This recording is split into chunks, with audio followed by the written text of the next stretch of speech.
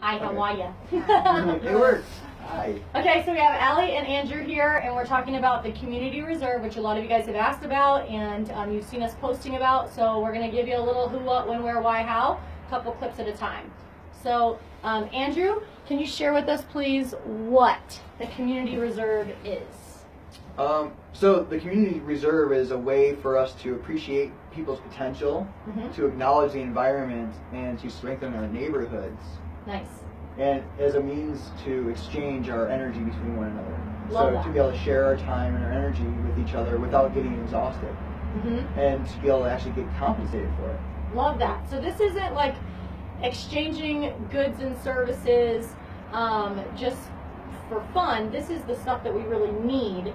This is consumables. This is the stuff that we need to live off, necessity even, and being able to trade that for those goods, right? Yep, exactly. Cool. Yeah, because everybody has a skill, or they have an asset, they have something laying around that they can bring in a profit from.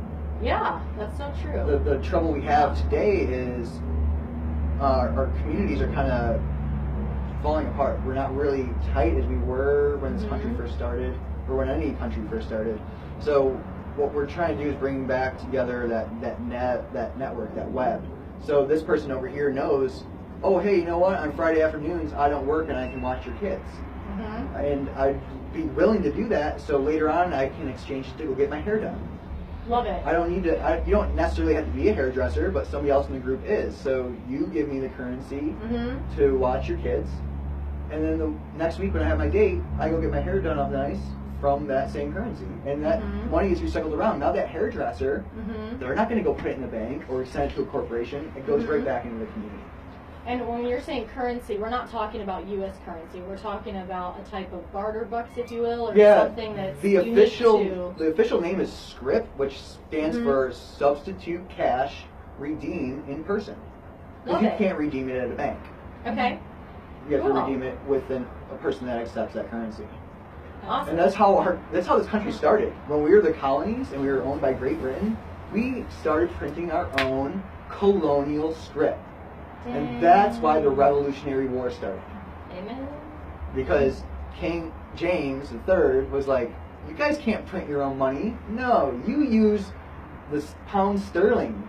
No, you use our currency. And Benjamin Franklin and all those guys were like, no. So now just fast forward, and the government is saying that we need to use U.S. dollar, and they put a price point on how much value it's worth, when it's inflated, when it's da-da-da-da-da. So we, as a community, we get to say, this is what the value is, we are all, and then we keep it within the community. So it builds. So every person that comes in, so when Mary did the hair job for the lady that was the babysitter, we call her Shelly. Sure. So, you know, now that Mary put in her effort, that actually built our communal wealth. That effort she put in stays in the community. That is still in that form of that currency. And the more people that get in and do it, the more value the currency has. There's a place in the United Kingdom that has over 150,000 of their scrip in currency and in circulation right now, because they're building. And normally that money would go to the banks and to the corporations and into the hands of the top 1%, which a lot of people are always talking about. The people with the money, the ones that make the rules. Them and us. Yeah, the them and us. So let's just make ourselves our own. Well, yeah, and it's perfectly legal. There's no reason why there shouldn't be a community reserve and a federal reserve. Federal reserve is very important because we have to have commerce with the rest of the world. We also have to have a way to pay our taxes. We have to have a way to purchase land and things like that, and work with the banks because that's what they accept.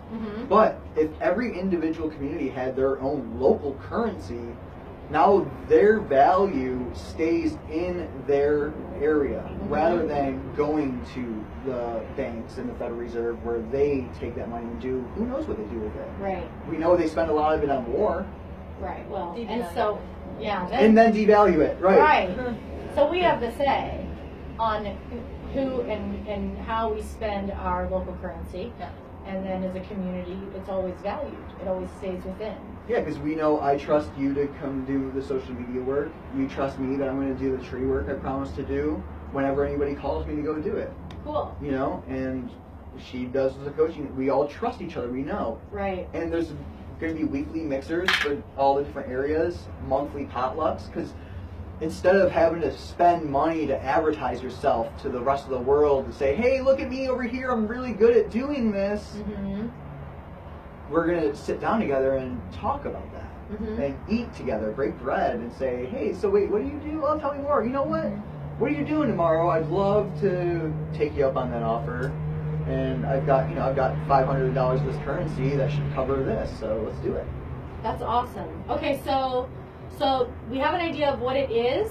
Tune in for the next video where we're going to really get into some examples of who it is that can benefit from this, and yeah, we'll even give you guys some ideas of how that would work. Thank you.